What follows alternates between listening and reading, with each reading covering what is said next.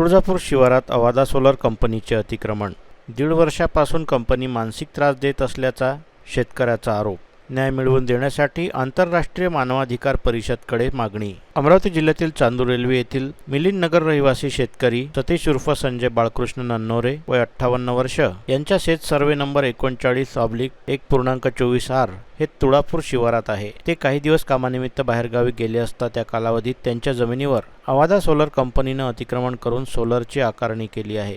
त्यानंतर ते त्यांच्या शेतात गेले असता अचानक अवादा सोलर कंपनीचं प्रोजेक्ट दिसून आलं. त्यासंबंधित त्यांनी विचारपूस केली असता उलटसुलट बोलून खरेदी करून देऊ अशी दमदाटी केली आहे. तसेच 1 ते 1.5 वर्षापासून कंपनी त्यांना मानसिक त्रास देत असल्याचं पत्रकार परिषदेच्या माध्यमातून त्यांनी सांगितलं. मला माझी जमीन सुखरूप वापस मिळवून द्यावी आणि माझ्यासोबत झालेला अन्याय दूर करून द्यावा व अवादा सोलर कंपनीवर कायदेशीर कारवाई करावी अशी तक्रार त्यांनी आंतरराष्ट्रीय मानवाधिकार परिषदेकडे केली आहे.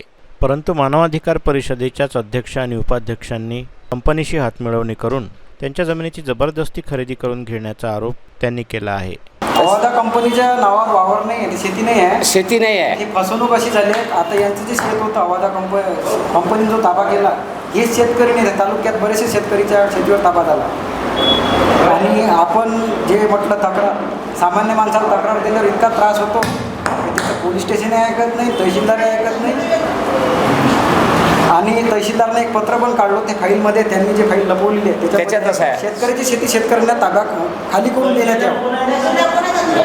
तिवारी. मी संजय बाळकृष्ण नन्नोरे. माझ्याजवळ 3.25 एकर शेती होती आणि तुळजापूर शिवारात चांदूर रेल्वे. आणि मग त्या शिवारामध्ये ते सोलर पॅनल आल्यानंतर मला माहिती पडलं तर मी सोलर प्लॅनमध्ये दिल्यानंतर ते विचारायला लागलो. तिथं भरपूर 800 एकरचं काम आहे. ते भरपूर मजूर होतं. मी त्या मजुराला विचारो तर ते म्हणे त्या साहेबाला भेटा पडशानला, ते आहे म्हणे सर्वे मेन इच्छे. मग मी भेटायला गेलो समजा तर भेटताना मला म्हणे ते रघुवीर साहेबाला भेटा. मग रघुवीर साहेबाला भेटलो मी तर तो म्हणे भोसले साहेबाला भेटा. मग तो म्हणे अजून परेशानला भेटा. ते परेशानला भेटता तो मला 2 वर्ष भेटलाच नाही. आला ना माझ्याजवळून चालला जाय, तुझं शेतच नाही म्हणे. असं तरुण मग ते एक दिवस अचानक दोदा भाऊ, एक भाऊ पत्रकार आहे, एक भाऊ ते ट्रेनिंग देतो ते शाळेची. ते दोदा पण म्हणत भाडू सोड देतात म्हणे, यांना तेच देऊन दे म्हणे, हे तुझी तेच सलटवतात म्हणे. मी म्हटलं पहा तुम्हाला जे पटते ते करा. मग तिथं त्यानं ते फार 100 रुपयाचे स्टॅमर लिहिणं चालू केलं. तर मी पोलीस स्टेशनला बी लय तक्रारा दिल्या, पण पोलीसवाल्यानं बी तेर नाही घेतली, तहसीलदारानं बी ताई तेर नाही घेतली, सर्व लोकांना ताई तेरच नाही घेतली. मी झालो चीनबिन नाही धरवाले आम्ही एकदम. मग त्यानं खरेदी घरी झोपलो. ते त्याचं चालू असताना घरी झोपलो. त्यांनी आवाज दिला, काका म्हणे मी टीम बोलवली म्हणे अमरावतीहून, युपुल ठाकरे आणि ते मायजन आणि त्याच्यात आहेत मुंडे, परमद मुंडे म्हणून, अशी 3 माणसं आले दळी घेऊन. आणि तिथं त्यानं कागदपत्र बनवले सर्व अटारणीपाशी. आणि मला धरून माणसाला पाठवलं तर याला घेऊन या आपण सया मारून. म्हणत तिथं गेल्यावर म्हणत ताताजी आमच्यावर भरोसा ठेवा. एवढा भरोसा ठेवला आतापर्यंत, ठेवलाच भरोसा. शेवटी भरोसा म्हटलं मग त्यानं 4 लाख रुपये टाकले. ते खरेदी करून सया मारायला नाही.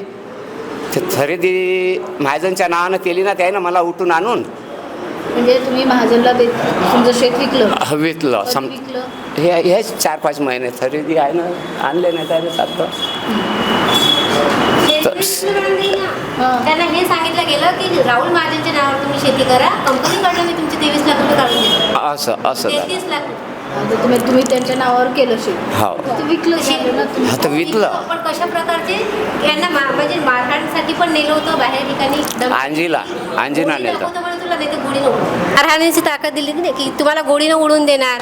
त्यांना अंजीला नेलं, तिथे यांचा गळा घोटण्यात आला. गळा घोटवणार नाही तर सही कर, तर यांना दमदाटी देऊन सही करण्यात आली राहुल महाजनच्या नावावर. राहुल महाजनला पैसे दिले काही? राहुल महाजननी पैसे यांना फक्त 4 लाख रुपये दिले. 4 लाख रुपयावर खरेदी होती का? मग तुम्ही ते कागदपत्र कसे काय त्याच्या नावावर केले 4 लाख? सही करून घेतली ना त्यांनी जबरदस्ती. आता ते फेरफार कसं केलं आणि माहिती आहे का, त्याच्या नावावरती खरेदी करता वेळेस खरी करताना ताई तिथे ऑफिस समोर तुम्हाला पैसे द्यायला लागतात, तेव्हा तो समोरचा व्यक्ती जेव्हा पैसे देते त्या ऑफिसर समोर तेव्हा होते सारं. बरोबर आहे ना. ऑफिसर समोर हा, तर मग आपल्याला तेच माहितीचा अधिकार मागायचा आहे की खरेदी झाली कशी, कारण की खरेदी थांबण्यात आली होती. खरेदीचा अडवणीचा कागद आहे आपल्याकडे.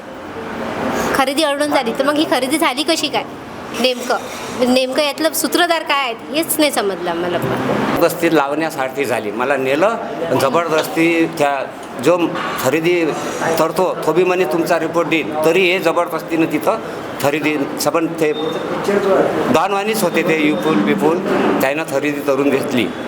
मी सह्या मारल्या, फक्त मला ते तादत बी नाही वाचला, बिनधास्त सह्या मारून दिल्या. म्हणे तुम्हाला आता आम्ही पैसे पाठवतो म्हणे. तर ते 2-4 दिवसानं 4 लाख आले.